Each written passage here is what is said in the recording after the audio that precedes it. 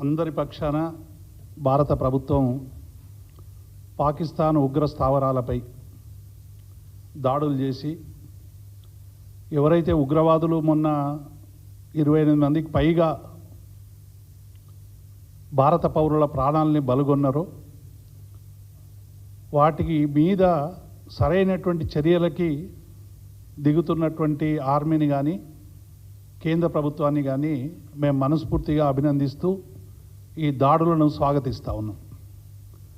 ఇంతకుముందే పెద్దలు చాలామంది శ్రీనివాస్ గౌడ్ గారు కానీ స్వామి గౌడ్ గారు కానీ మా హమీద్ కానీ సుధాకరణ కానీ సుమిత్రానంద్ కానీ మా భుజంగరావు కానీ కళ్యాణ్ కానీ అందరం కూడా ఒక సుదీర్ఘకాలం ఉద్యోగ ఉపాధ్యాయ సంఘాల్లో పనిచేసినటువంటి వాళ్ళం.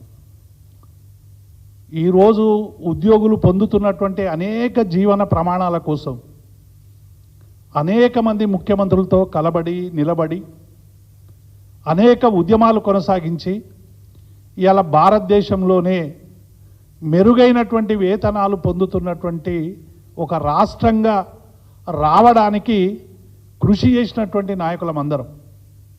అందుకే ముఖ్యమంత్రి గారు నిన్న మాట్లాడినటువంటి మాటలు అందరినీ కూడా తీవ్రంగా బాధించినాయి.